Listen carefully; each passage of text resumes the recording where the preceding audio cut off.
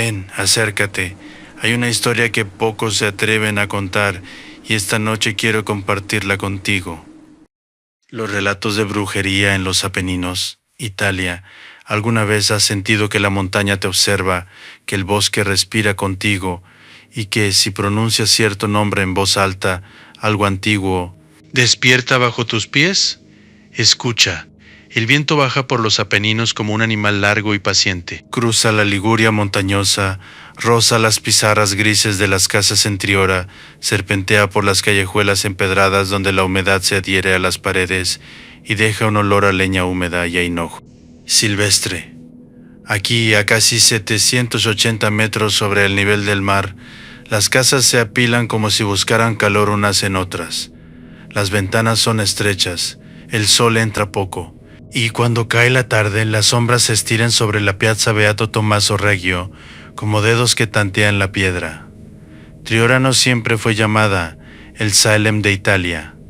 Ese apodo llegó siglos después. En 1587, cuando la República de Génova administraba estas tierras, el hambre ya había comenzado a morder. Las cosechas fallaron, el trigo se pudrió en los graneros. El invierno se adelantó con una helada tardía que ennegreció los brotes. Y entonces alguien susurró una palabra. Streghe. ¿Sabes cómo nace una acusación en un pueblo pequeño? Empieza con una mirada que se prolonga demasiado, con una mujer que conoce las plantas del monte Sacarello mejor que el párroco conoce sus salmos, con una anciana que guarda en frascos de vidrio hojas de artemisa y perico ruda.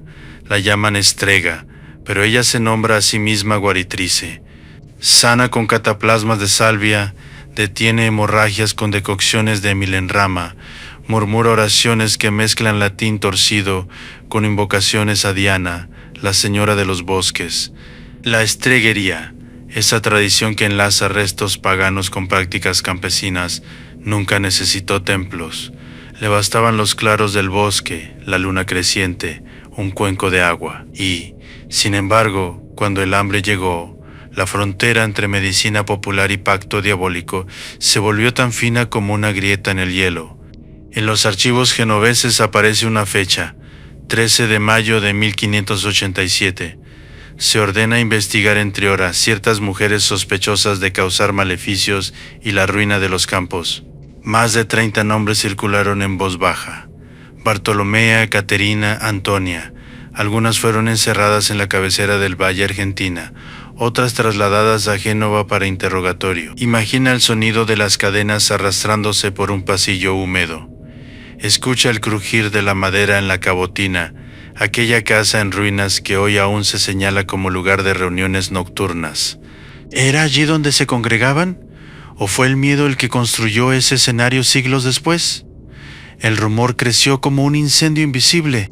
Se hablaba de vuelos nocturnos, de ungüentos preparados con grasa animal y hierbas maceradas, de encuentros en los prados altos donde el viento nunca calla. Se decía que cabalgaban con demonios, que invocaban tormentas, que arruinaban el trigo con una sola mirada. Y mientras tanto, en las cocinas de piedra, las ollas servían con castañas y col. Los niños lloraban de hambre. Los hombres afilaban herramientas que ya no tenían campo que trabajar. Dime, si tu hijo enfermara y la única mujer que sabe aliviar la fiebre fuera también la más temida del valle, ¿la protegerías o la señalarías? El viento vuelve a soplar. En lo alto del pueblo, alguien cierra una contraventana, y en la oscuridad, una figura desciende hacia el bosque con un farol cubierto por tela negra. Porque esta historia no empieza ni termina en Triora. Más al sur, en los Apeninos centrales, la palabra paura adquiere otro matiz, y allí el mal de ojo no se combate con juicios, sino con cuero de tejón y sangre seca. Pero antes de llegar a esas montañas, debemos descender a las celdas donde comenzaron los gritos. ¿Escuchas eso? No es el viento esta vez, es el eco de una puerta al cerrarse con un golpe seco. Hierro contra piedra. Un sonido que en 1587 significaba algo más que encierro. Significaba que el cuerpo se convertía en campo de batalla. Las detenidas de Triora fueron llevadas primero a estancias improvisadas en el propio pueblo. Habitaciones húmedas, techos bajos, olor agrio a paja vieja. Después, varias fueron trasladadas a Génova, atravesando senderos escarpados que descendían hacia el mar. El trayecto no era corto. Las mulas avanzaban lentas por el valle Argentina, mientras las acusadas, con las muñecas atadas, sentían cómo el frío de la madrugada se filtraba bajo las faldas de lana basta. En los registros de la República se menciona la intervención del Santo Oficio. No era un tribunal improvisado por aldeanos enfurecidos, era una maquinaria jurídica con protocolos, sellos y escribanos. Se interrogaba, se registraban declaraciones, se buscaban confesiones. Pero ¿qué es una confesión cuando el hambre aprieta y el miedo pesa más que las cadenas? Bartolomea era descrita como una mujer de rostro anguloso, cabello gris recogido en un moño apretado, manos anchas de tanto amasar y arrancar hierbas de raíz. Tenía una cicatriz en la ceja izquierda, recuerdo de una caída en la ladera cuando era niña. Caminaba erguida, incluso atada, no suplicaba con facilidad, ese fue su primer error. En la penumbra de la celda, el interrogador deslizó preguntas como cuchillas finas. ¿Invocaste a Diana en el bosque? ¿Untaste ungüentos para volar? ¿Te reuniste en Sabbat con otras mujeres? Ella habló de plantas, de cómo la Artemisa calma los dolores del parto, de cómo la ruda ahuyenta ciertas fiebres, nombró a la Virgen junto a antiguas fórmulas campesinas, mezcla peligrosa. Para algunos esa fusión entre lo cristiano y lo antiguo era prueba suficiente de desviación. Se decía que las Estregue marcaban el trigo con un gesto invisible, que desviaban la lluvia, que enviaban enfermedades al ganado. En un año de escasez, cualquier fenómeno natural, una nube que no descarga, una espiga ennegrecida, encontraba rostro humano en quien descargar la culpa. Escucha el sonido de una pluma raspando pergamino, el escribano anotando cada palabra. No necesitaban pruebas materiales, necesitaban coherencia interna en el relato. Y si la coherencia no aparecía, se forzaba. En Triora, la hambruna había comenzado antes de las acusaciones. Las malas cosechas se extendieron por Liguria y parte del Piamonte. Sin embargo, en la mente colectiva, era más soportable imaginar una conjura que aceptar la fragilidad de la tierra. ¿Lo sientes? Ese momento en que una comunidad decide que el desastre tiene rostro femenino. En las montañas, mientras tanto, seguían encendiéndose pequeñas hogueras en claros apartados. No eran necesariamente sabbats, a veces eran simples reuniones para intercambiar remedios, para cantar antiguas letanías a la luna creciente. Pero el rumor no distingue matices. La Cabotina, esa casa apartada entre olivos y matorrales, comenzó a señalarse como epicentro de reuniones nocturnas. Los niños evitaban el sendero. Los hombres escupían al pasar. Y cada crujido en el bosque parecía confirmar una historia que ya nadie quería desmentir. Pero Triora no estaba sola en este mapa de sombras. Más al norte, en Milán, una figura conocida como la bruja de Porta Romana ya circulaba en relatos urbanos. Y en los Apeninos centrales, en pueblos como Leonesa, el mal de ojo no se juzgaba en tribunales. Se temía en silencio, se combatía con amuletos ocultos bajo la ropa. La historia se ramificaba como raíces bajo tierra. Y mientras las acusadas aguardaban nuevas preguntas, alguien en Triora afirmó haber visto luces danzando en el monte durante la noche anterior. Luces que no eran faroles, luces que parecían moverse al ritmo de un canto apenas audible. ¿Has visto alguna vez una luz moverse en la montaña? Sin antorcha, sin luna que la justifique. En Triora, cuando la niebla baja desde el monte Cepo y el valle Argentina queda cubierto por una sábana lechosa, cualquier destello parece cobrar voluntad propia. En el verano de 1587, varios campesinos aseguraron haber visto resplandores en las laderas, justo donde el sendero se estrecha antes de internarse en los castañares. No hablaban de relámpagos. No era tormenta, eran puntos de luz que ascendían y descendían, como si alguien trazara círculos invisibles en el aire. La noticia llegó a oídos de los inquisidores, y cada nuevo testimonio alimentaba el mismo dibujo: reuniones nocturnas, cantos, pactos. ¿Pero qué se cantaba realmente en esos claros? La tradición de la estreguería no nació en 1587. Sus raíces se hunden en siglos anteriores, cuando en los campos italianos persistían cultos antiguos bajo nombres cristianizados. Diana, señora de la casa y de los bosques, había sido absorbida por narrativas medievales que la vinculaban a procesiones nocturnas. También Herodías, figura bíblica transformada por la imaginación popular, aparecía en relatos donde encabezaba comitivas de mujeres que atravesaban el cielo. En algunos documentos del norte de Italia del siglo XIV ya se mencionan mujeres que afirmaban viajar de noche en espíritu. No siempre eran perseguidas con la misma intensidad, a veces se las consideraba supersticiosas, otras veces peligrosas. En Triora, la tensión del hambre volvió todo más urgente. Caterina, otra de las acusadas, tenía unos 40 años, ojos oscuros, mandíbula firme. Se ganaba la vida ayudando en partos. Conocía el momento exacto en que la mujer debía pujar. Sabía cómo colocar al recién nacido para que respirara. Llevaba siempre un pequeño saco colgado del cinturón. Dentro, un amuleto hecho con cuero de tejón curtido y una bolsita de sal bendecida. El cuero de tejón no era un capricho. En los Apeninos centrales, especialmente en zonas como Leonesa, se creía que ese material protegía contra el maloquio, el mal de ojo. Una mirada envidiosa, cargada de intención, podía marchitar un huerto o provocar fiebre en un niño. El amuleto actuaba como barrera invisible. ¿Superstición? ¿O una forma de canalizar el miedo en objeto tangible? Escucha cómo suenan los pasos sobre grava húmeda. Imagínala caminando al amanecer, atravesando la piazza della Collegiata, mientras algunos lo observan desde detrás de cortinas apenas abiertas. Un susurro aquí, otro allá.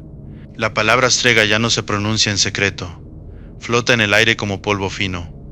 En los interrogatorios, comenzaron a preguntar por reuniones en la noche de San Juan, por danzas circulares, por ungüentos aplicados en las sienes y las muñecas. Se hablaba de un libro negro que ninguna sabía leer, pero que todas habrían firmado con sangre. ¿Te das cuenta de cómo la imaginación colectiva construye objetos que nadie ha visto? Mientras tanto, en Milán, lejos de las montañas, la leyenda de la bruja de Porta Romana crecía en los barrios cercanos a las murallas españolas levantadas en el siglo XVI. Se decía que había lanzado una maldición sobre la zona tras ser humillada públicamente. Calles como Corso di Porta Romana cargaban con relatos de desgracias repetidas. Italia entera parecía vibrar con historias similares, cada región con su acento, cada valle con su propio demonio. Pero en Triora, el proceso seguía su curso. Las confesiones empezaron a cambiar de tono. Bajo presión, algunas mujeres admitieron reuniones que antes negaban. Nombraron lugares específicos, un claro cerca del torrente Capriolo, una hondonada donde el viento silba incluso en verano. Y entonces apareció un nombre que hasta ese momento nadie había pronunciado en voz alta. Un nombre. Porque si hubo sabata en la montaña, alguien debió guiarlo. Y su sombra comenzaba a dibujarse entre los castaños. ¿Te sorprende que aparezca un hombre en esta historia? En los relatos que comenzaron a circular tras los primeros interrogatorios de 1587, surgió una figura ambigua. No tenía el perfil encorvado de las curanderas ni el del campesino hambriento. Lo describían alto, con barba oscura y una cicatriz que le cruzaba la mano derecha, recuerdo, según él, de un accidente en el molino del Valle, Argentina. Algunos lo llamaban Giacomo. Otros evitaban pronunciar su nombre. No era sanador, no asistía a partos, pero conocía los senderos más ocultos del monte, aquellos que conectaban Triora con las aldeas dispersas en las laderas. Sabía dónde el terreno se hunde bajo hojas húmedas y dónde el suelo de roca amplifica los pasos. En una de las declaraciones registradas en Génova, una acusada mencionó un hombre que hablaba de antiguas reuniones en honor a la señora del bosque. La señora. No se especificaba si era Diana, si era una alegoría cristiana o si el nombre se había deformado con el tiempo. El detalle bastó para que los interrogadores insistieran. Imagina la escena: una sala de piedra, una mesa pesada, una vela consumiéndose, el escribano inclinado sobre el pergamino, y esa pregunta que vuelve una y otra vez: ¿quién presidía las reuniones? Las mujeres, agotadas, comenzaron a describir procesiones nocturnas en las que una figura masculina abría el círculo. Decían que llevaba un bastón de avellano, que trazaba símbolos en la tierra, que invocaba fuerzas antiguas mezclando oraciones aprendidas en latín con palabras que nadie en la sala reconocía. ¿Era una invención arrancada bajo presión? ¿O un eco distorsionado de antiguas celebraciones campesinas ligadas al calendario agrícola? En los Apeninos, el ritmo del año siempre estuvo marcado por fiestas que preceden al cristianismo, celebraciones en torno al solsticio, rituales para proteger el ganado, cantos en la noche de las cosechas. Con el tiempo, muchas de esas prácticas se integraron en festividades cristianas, pero algunas sobrevivieron en márgenes más discretos. La hambruna de 1586-1587 alteró ese equilibrio. En Triora, las reservas de trigo disminuyeron de forma alarmante. Las crónicas locales mencionan precios disparados y tensiones entre familias. Cuando el hambre aprieta, la comunidad busca causas claras. Y un hombre que conoce demasiado el bosque se convierte en sospechoso tan rápido como una mujer que conoce demasiado las hierbas. Sin embargo, no todos señalaban en la misma dirección. Algunos ancianos del pueblo murmuraban que los verdaderos problemas venían de lejos: decisiones administrativas de Génova, rutas comerciales interrumpidas, inviernos inusualmente duros. Pero esas explicaciones eran abstractas. El miedo prefiere rostros concretos. Escucha el sonido de pasos apresurados en la noche, una puerta que se abre apenas. Una voz que susurra: los vi en el claro, no estaban solos. El claro al que se referían se encontraba cerca de una formación rocosa conocida por los lugareños como la Roca delle Forche. Allí, según el rumor, se reunían cuando la luna estaba alta. No había iglesia cerca, solo pinos retorcidos y el murmullo constante del viento. Las declaraciones comenzaron a coincidir en detalles mínimos: círculos trazados en la tierra, una mesa improvisada con piedra plana, una copa que pasaba de mano en mano. El nombre de Giacomo, o quien fuera, aparecía cada vez con más frecuencia. Y entonces, en Génova, alguien propuso algo que cambiaría el curso del proceso: confrontar a las acusadas entre sí, porque cuando las versiones se cruzan, la verdad se fragmenta. Y en esa fragmentación, a veces, emerge algo aún más inquietante que una simple leyenda. ¿Qué ocurre cuando dos versiones de la misma noche chocan frente a frente? En una sala del Palacio Genovés, donde se realizaban los interrogatorios, las acusadas fueron colocadas a pocos pasos unas de otras. No podían tocarse, no podían susurrar, solo mirarse. La luz entraba desde una ventana alta, dibujando una franja pálida sobre el suelo de piedra. El escribano leyó fragmentos de declaraciones previas. Dijiste que el círculo se formó cerca del torrente Capriolo. Tú afirmaste que fue en la Roca delle Forche. Ambas mencionaron una copa de vino oscuro. Las miradas se tensaron.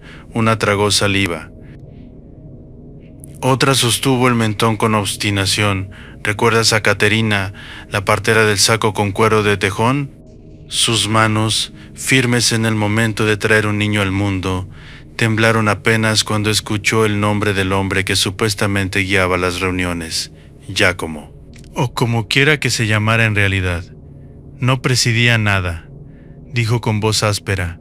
Solo sabía leer las estrellas. Esa frase quedó flotando en el aire. Leer las estrellas. En un siglo donde la frontera entre astrología, astronomía y superstición era difusa, la observación del cielo podía interpretarse como ciencia rudimentaria o como pacto con fuerzas invisibles. En los Apeninos, los campesinos miraban el firmamento para anticipar heladas, lluvias, cambios de estación. Saber cuándo sembrar no era lujo, era supervivencia. Pero si alguien aseguraba que podía influir en el clima, alterar el curso de una tormenta, entonces la línea se volvía peligrosa. Las confrontaciones no aclararon los hechos, los enredaron más. Algunas mujeres comenzaron a describir ungüentos preparados con grasa animal mezclada con belladona y estramonio, plantas conocidas en la región por sus efectos alucinógenos y se usaban sin medida. Aplicadas sobre la piel, Podían provocar sensaciones de ligereza, sueños vívidos, percepciones alteradas, vuelos nocturnos o estados inducidos por sustancias que la tradición transmitía sin comprender del todo su potencia.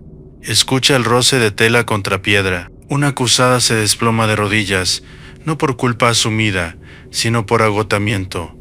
El hambre no solo estaba afuera, también mordía dentro de las celdas. Mientras tanto, en Triora, el ambiente se había vuelto irrespirable. La plaza principal ya no era espacio de mercado animado, era escenario de sospecha. Las madres apartaban a sus hijos cuando pasaba alguna familia vinculada a las acusadas. Los hombres discutían en voz baja frente a la iglesia de San Dalmazo, y en las montañas, el claro señalado como lugar de sabbat empezó a atraer curiosos. Algunos subían de día, buscando marcas en la tierra. Otros evitaban el sitio por completo, convencidos de que aún quedaban restos de rituales invisibles. Pero no todos los relatos nacían en Liguria. En los Apeninos centrales, en pueblos como Leonesa, el miedo adoptaba otra forma. Allí no se hablaba tanto de grandes reuniones, sino de miradas que enfermaban, de ganado que caía tras cruzarse con cierta vecina, de niños que lloraban sin causa aparente hasta que alguien les colgaba al cuello un pequeño amuleto. El mal de ojo no necesitaba sabbat, bastaba un cruce de ojos en el mercado. Y si el verdadero poder no estaba en círculos secretos, sino en la sugestión compartida, las confrontaciones en Génova continuaron. Las versiones se ajustaban, se contradecían, se reforzaban mutuamente. Y en medio de ese tejido frágil, el nombre del hombre volvió a pronunciarse, esta vez acompañado de una acusación más grave. Se dijo que había invocado no a la señora del bosque, sino al mismísimo adversario bajo un nombre que nadie en la sala se atrevió a repetir en voz alta. ¿Te atreverías a pronunciar ese nombre, sabiendo que podría quedar escrito junto al tuyo en un registro oficial? En la sala de interrogatorios de Génova, el silencio se volvió más denso cuando una de las acusadas afirmó que el hombre, Giacomo, según algunos, el que traza círculos, según otros, había invocado al adversario bajo un apelativo arcaico. No dijo diablo. Usó una palabra antigua, casi rural, una deformación que mezclaba latín e italiano vulgar. El escribano dudó antes de transcribirla. Ese detalle cambió el tono del proceso. Hasta entonces, las declaraciones oscilaban entre prácticas campesinas y supersticiones, pero la mención explícita de invocaciones demoníacas encajaba con los temores de la época. En el siglo XVI la Inquisición no perseguía solo desviaciones teológicas, también vigilaba cualquier práctica que pudiera interpretarse como pacto consciente con fuerzas infernales. Escucha el raspar de la silla sobre el suelo. El inquisidor inclina el cuerpo hacia adelante. ¿Lo viste aparecer? La mujer niega con la cabeza, luego duda. No como ustedes creen, responde. Era más bien una sombra en el borde del claro. Una sombra. En los Apeninos, cuando la luna llena ilumina los castañares, las ramas proyectan figuras que parecen moverse por sí mismas. El viento dobla los troncos jóvenes. El crujido puede sonar como un susurro articulado. La percepción, alterada por el miedo o por sustancias como la belladona, transforma estímulos comunes en presencias. Pero en una sala de tribunal, la sombra adquiere otra lectura. En Triora, mientras tanto, la vida cotidiana continuaba con dificultad. Las campanas de la iglesia marcaban las horas, aunque el sonido parecía más grave que antes. Las mujeres que no habían sido acusadas evitaban salir solas al anochecer. Los hombres revisaban los establos con una mezcla de rutina y superstición, buscando signos de maleficio en el ganado. En Leonesa, al otro lado de la península, el mal de ojo seguía combatiéndose con gestos discretos. Una abuela escupía 3 veces al suelo tras elogiar a un niño para neutralizar la posible envidia. Y un pequeño amuleto de cuero de tejón colgaba bajo la camisa, invisible pero presente. Allí, el miedo no necesitaba tribunales, vivía en la intimidad de las casas. ¿Ves cómo el mismo temor adopta rostros distintos según la geografía? Regresemos al claro de la roca de Leforche. Las descripciones comenzaron a coincidir en un detalle inquietante, una piedra plana en el centro del círculo, usada como altar improvisado. sobre ella una copa y un pequeño cuchillo. No se hablaba de sacrificios humanos. Se mencionaban aves, a veces un gallo negro.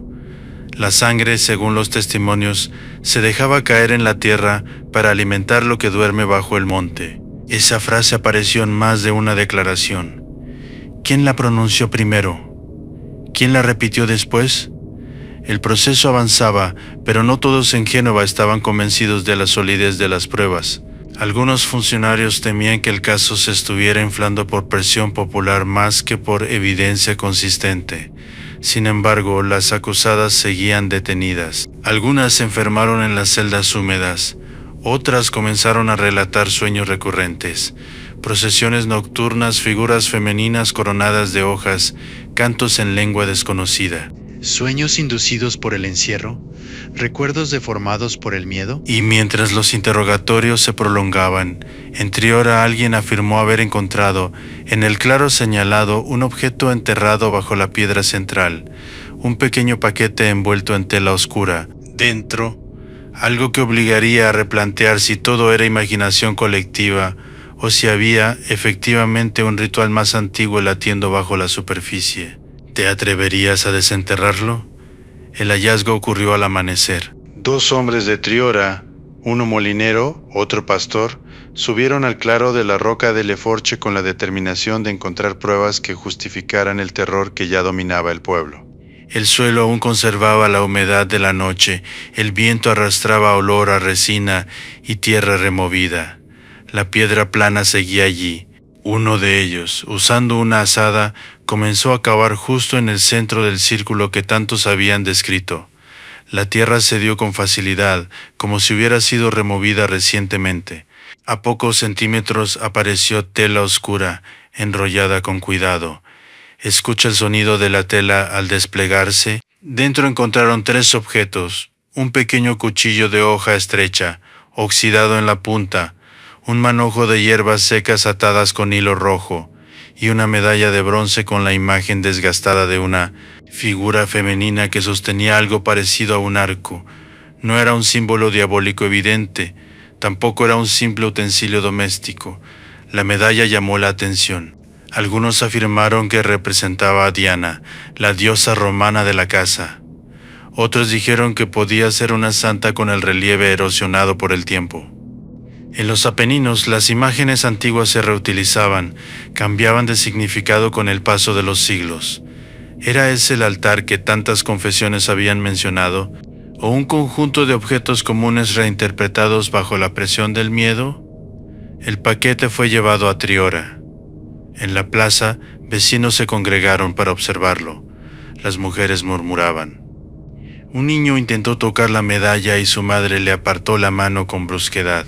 «No lo mires demasiado», susurró alguien. «Puede devolverte la mirada». El objeto viajó después a Génova como parte del expediente. Allí, en una mesa de madera pulida, fue examinado por hombres que nunca habían pasado una noche en los bosques del Valle Argentina. Lo observaron bajo luz más clara. Tomaron nota de cada detalle.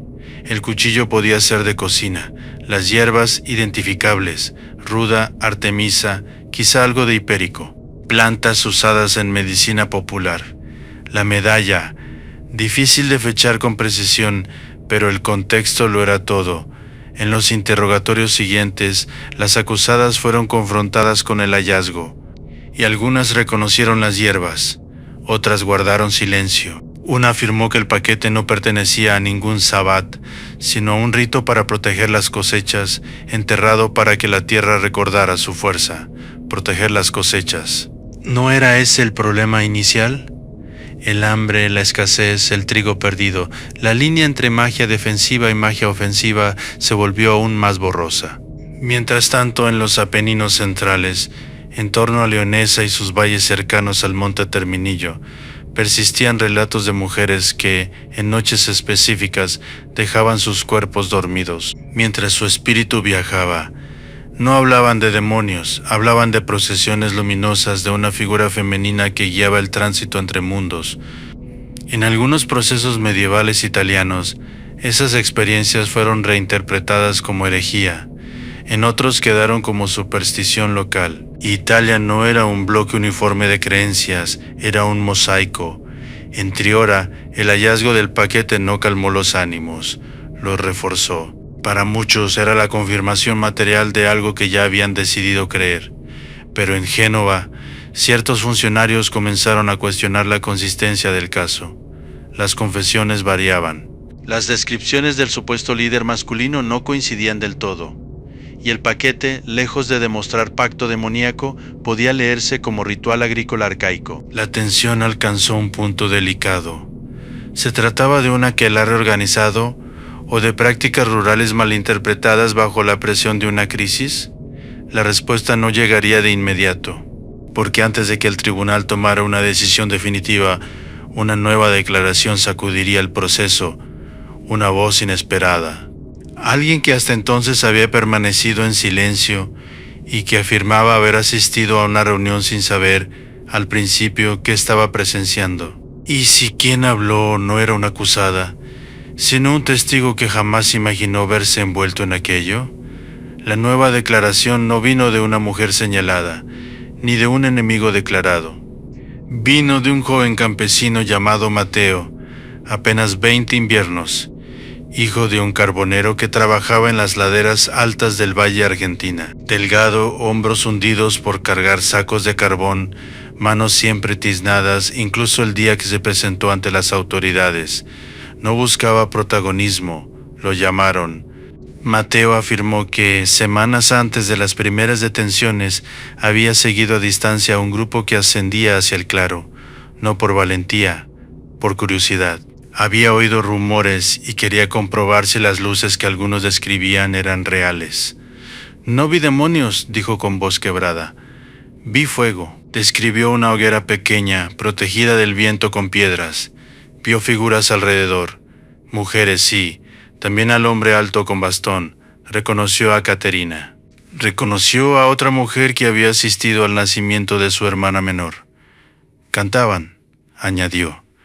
«Pero no entendí las palabras». El interrogador presionó. «¿Invocaban al maligno?» Mateo negó con la cabeza.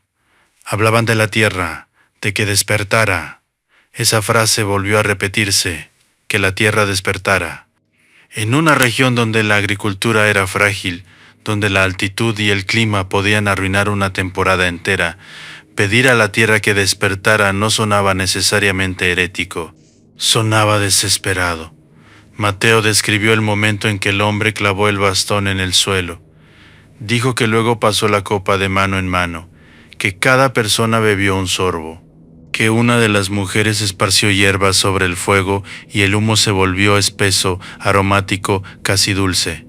¿Era un sabbat demoníaco o un rito agrario heredado de generaciones anteriores? El joven también confesó algo más inquietante. Cuando regresó al pueblo esa noche, tuvo un sueño vívido. Soñó con una figura femenina coronada de hojas, caminando entre los castaños. No hablaba, pero su presencia imponía respeto, no terror. Al despertar, dijo, sentí que había hecho algo prohibido, aunque no sabía qué. El tribunal escuchó con atención. La declaración no confirmaba pactos explícitos con el diablo. Tampoco desmentía que existiera una reunión ritual. En Triora, la noticia del testimonio de Mateo se expandió rápido. Algunos lo llamaron mentiroso, otros lo acusaron de estar hechizado. Su padre fue observado con recelo en el mercado. La sospecha se extendía como grieta en hielo fino. Mientras tanto, el paquete hallado en el claro seguía sobre la mesa en Génova. La medalla, examinada más de una vez, comenzó a despertar debates. ¿Podía tratarse de un objeto romano antiguo reutilizado? ¿Una reliquia deformada por el tiempo? No había consenso. En los Apeninos centrales, historias similares persistían sin procesos tan extensos. Allí, el mal de ojo se combatía con aceite vertido en agua para leer la envidia, con oraciones susurradas 3 veces, con pequeños gestos transmitidos de abuela a nieta. No siempre terminaban en tribunales. A veces, el miedo encontraba su propio equilibrio, pero en Triora, el equilibrio ya estaba roto. La declaración de Mateo introdujo una grieta en el relato oficial. No hablaba de demonios, sino de tierra y cosechas. no describía orgías infernales, sino un círculo de fuego y cantos incomprensibles. Y entonces surgió la pregunta que nadie quería formular en voz alta: si aquello no era adoración del maligno, ¿qué era exactamente lo que estaban preservando en secreto?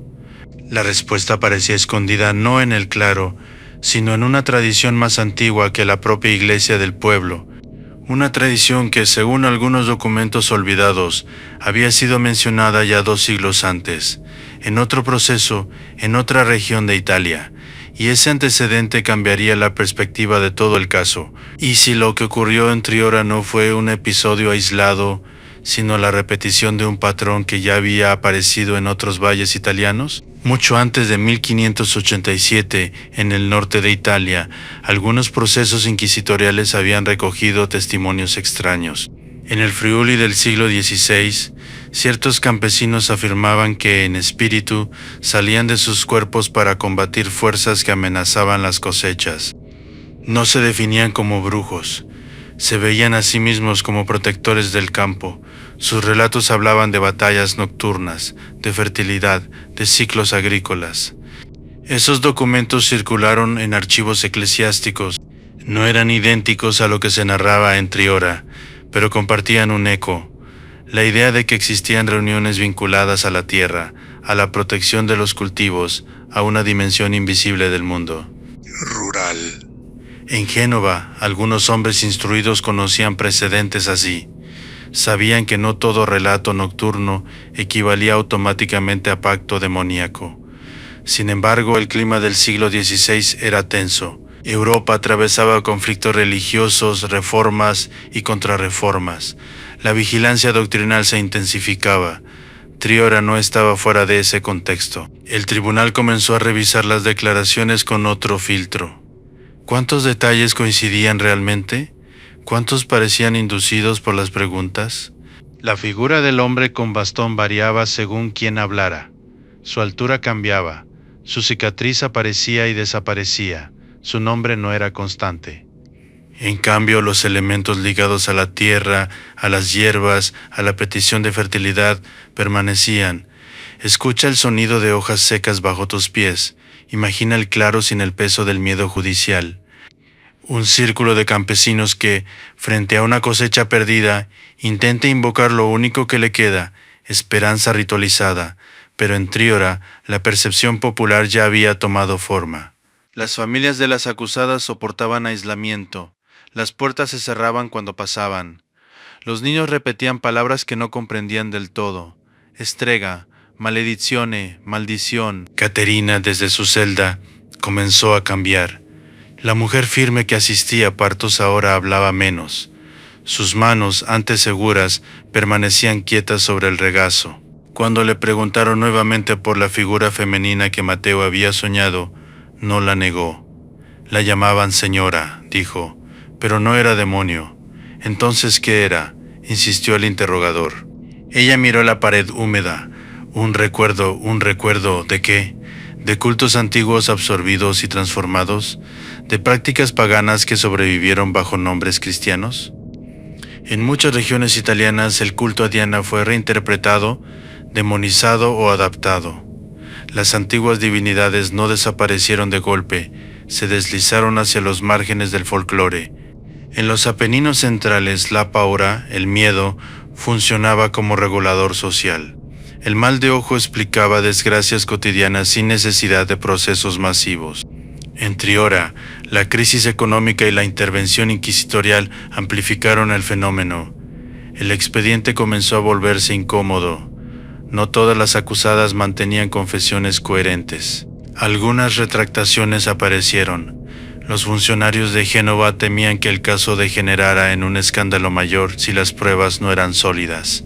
Y entonces, sin grandes proclamaciones públicas, el proceso empezó a perder intensidad. Algunas mujeres fueron liberadas gradualmente, otras permanecieron bajo vigilancia. No hubo una hoguera masiva en la plaza, hubo algo más silencioso: desgaste, dispersión, cicatrices invisibles, pero el daño ya estaba hecho. Triora quedó marcada. Con el tiempo la historia se simplificó. Se habló de aquelarres diabólicos, de vuelos en escobas, de pactos firmados con sangre.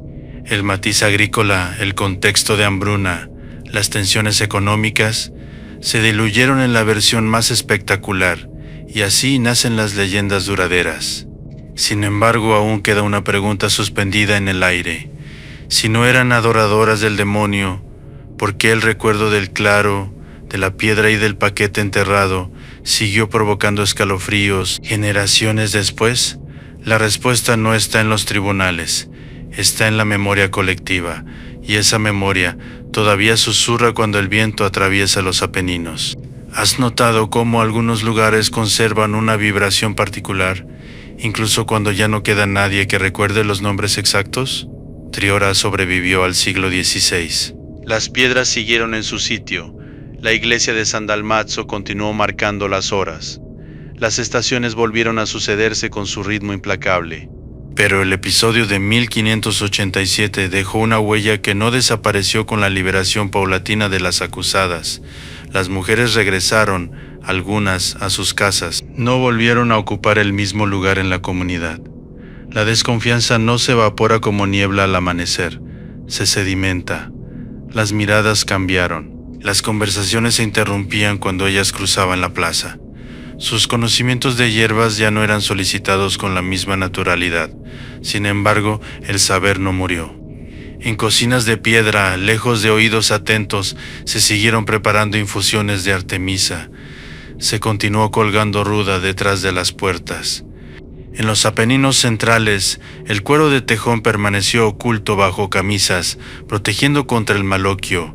Las abuelas enseñaron a sus nietas a verter aceite en agua para leer la envidia. No era desafío abierto, era persistencia silenciosa. ¿Se puede erradicar una creencia que está entrelazada con la supervivencia? Con el paso de los siglos, la historia se transformó. Lo que comenzó como proceso judicial ligado a hambruna y tensiones económicas se convirtió en relato turístico, en susurro transmitido al visitante curioso. Triora fue llamada el Salem de Italia. La Cabotina se señaló como casa de brujas. El claro de la roca de Le Forge se convirtió en punto de referencia para quienes buscan sentir algo más que paisaje. Pero bajo la simplificación folclórica late algo más complejo. Italia nunca dejó de ser tierra de capas superpuestas, romana, medieval, cristiana, pagana, campesina. En los Apeninos, esas capas no se reemplazaron, se acumularon. La señora del bosque pudo convertirse en santa para unos, en demonio para otros, en simple metáfora para quienes necesitaban explicar lo inexplicable. Escucha, el viento vuelve a descender por el valle Argentina, golpea las contraventanas, hace vibrar las ramas de los castaños. Si caminas al anochecer por un sendero que se aleja de las luces del pueblo, sentirás cómo el sonido cambia. Menos voces humanas, más respiración de la montaña. Imagina que encuentras la piedra plana en el claro. No hay paquete enterrado ahora, no hay círculo marcado en la tierra, solo hojas, humedad y silencio. ¿Te atreverías a quedarte unos minutos? Tal vez no escucharías cantos, tal vez solo el latido acelerado de tu propio corazón. Pero en ese latido hay memoria de comunidades que, frente al hambre y la incertidumbre, buscaron respuestas en lo invisible.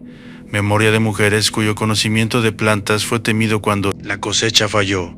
Memoria de un hombre cuya silueta se agrandó bajo la lente del pánico colectivo. La leyenda no necesita hogueras para sobrevivir. Necesita repetición. Y cada vez que alguien pronuncia Strega en voz baja, cada vez que se menciona Triora al hablar de brujería en los Apeninos, la historia se reescribe ligeramente, añade sombras, quita matices, intensifica luces. Ahora dime, si esta noche el viento golpea tu ventana y recuerdas el claro, la piedra y la medalla desgastada, ¿pensarás en demonios? ¿O en el antiguo obstinado deseo humano de que la tierra despierte cuando todo parece perdido? Escucha bien, porque en las montañas el eco nunca responde de inmediato. A veces espera hasta que alguien vuelve a hacer la pregunta.